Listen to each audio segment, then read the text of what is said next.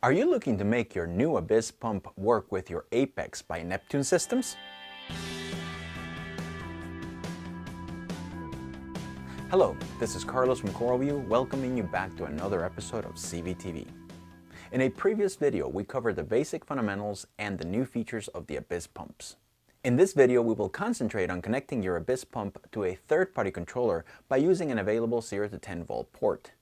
This makes the Abyzz pumps very versatile and almost universally compatible with most system controllers like the Apex by Neptune systems or the Reef Angel. I will show you how to program your Apex controller to take advantage of the advanced controllability of the Abyzz water pumps. Now, this video will only cover the configuration and programming of your Abyzz pump with an Apex controller from Neptune systems. It assumes that you already have a fully configured and working Apex controller, as well as a free variable speed port. You should be familiar with the creation of virtual and regular outputs. If you have not configured your Apex controller, a good place to start is Neptune Systems' website. They have an amazing website full of support articles, videos, as well as a support forum with a thriving community of experienced staff and fellow Apex users. You can visit them at www.neptunesystems.com. Before we proceed with the video, here's a list of things that we need. An Abyzz pump. For the purposes of this video, we will be using an Abyzz A100, but the controller is the same for all sizes. An Abyzz to Apex connection module. This module is required to connect your Abyzz pump to your Apex controller. If you do not have one, please visit your favorite online retailer and purchase one. You can also purchase one directly from coralview.com. An Apex controller by Neptune Systems with the latest firmware version installed. To connect your Abyzz pump to the system controller, you will need to plug one end of a connection cable into the 3.5mm jack on the side of the Abyzz to Apex module, and the opposite end with the Ethernet jack into an available 0 to 10 volt port on your existing system controller. Now, connect one end of the 9-pin cable to the master plug on your Abyzz controller and the other end to the Abyzz to Apex module. That is it. No need to make any changes to the controller. The Abyzz controller will automatically recognize that it is connected to the Abyzz to Apex module and await commands from the Apex. Now that we have the pump and controller connected to our Neptune Systems Apex, let's get started with Abyzz Pump's Advanced Controlling. This is the Neptune Systems Apex Fusion interface. If you do not know how to access it, we recommend that you head over to neptunesystems.com. They have a community forum that is monitored by their staff as well as fellow Apex users, always happy to help. Before we start to configure our pump, we need to figure out which output our pump is connected to. The variable speed output on our Apex can control two pumps at the same time. To start, make note of which variable speed port we connected the cable to.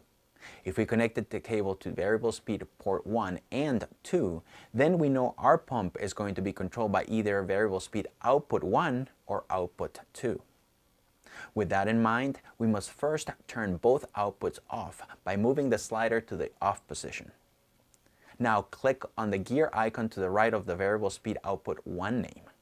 This will open the output configuration page.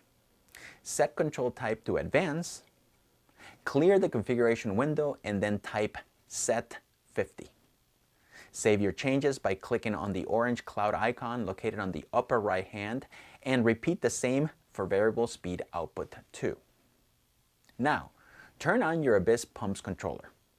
On your Apex Fusion interface, go back to the dashboard by clicking on the first icon on the upper left and manually turn variable speed output 1 on. If the Abyzz pump does not respond, then turn variable speed output 1 off and now turn variable speed output 2 on. Make note of which output turns your pump on, as that will be the output we will be working with. For this video, our Abyzz A100 is running on variable speed output 1. Let's go ahead and turn the output off.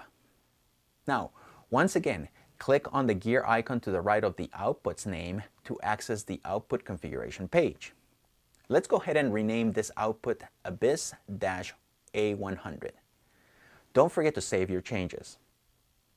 The next step is to figure out the pump's minimum head flow. Minimum head flow is the flow speed just above the point where the down pressure from the water in the plumbing is equal to the pressure of the pump pushing water upwards.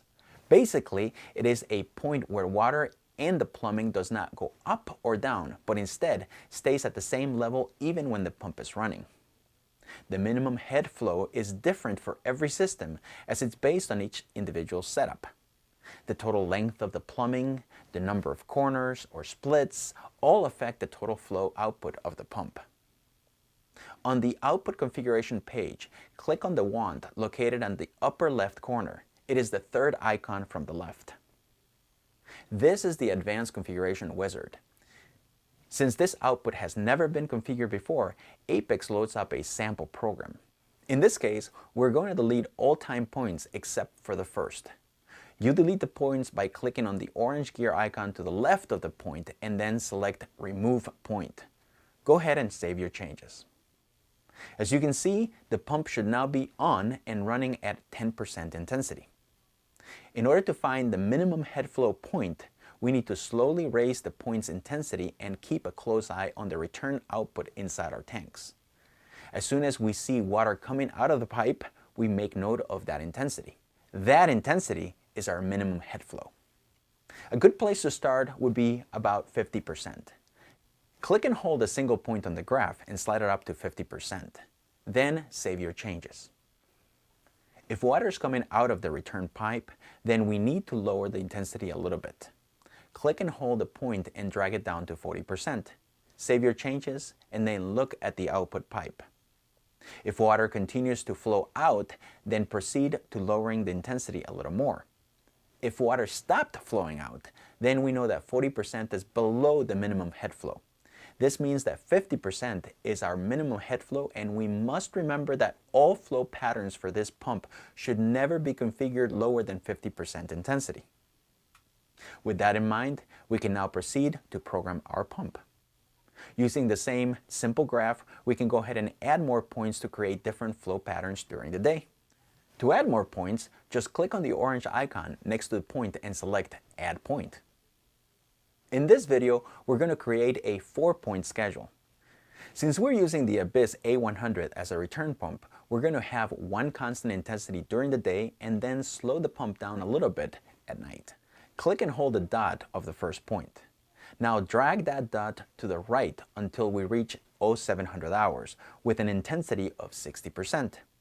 If you're having a hard time reaching that 7 o'clock mark, you can always click on the orange gear and then select Adjust Point. Select 0700 and then enter power of 60.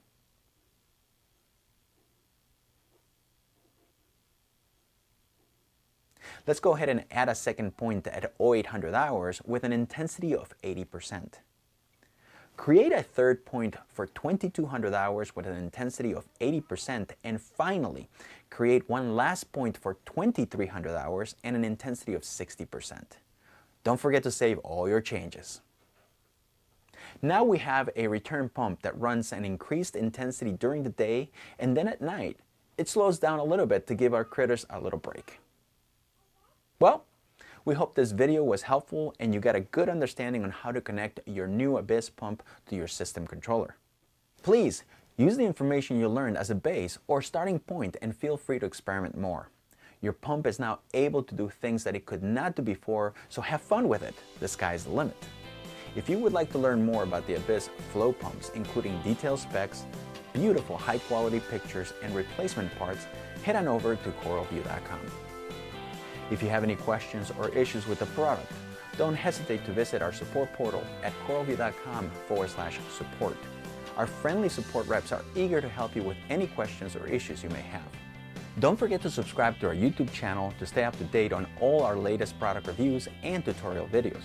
To subscribe, just click on the small icon right there. Yes, right here, the little one right there. You can also follow us on Twitter at CoralView and give us a like on Facebook at facebook.com/CoralView Aquarium Products.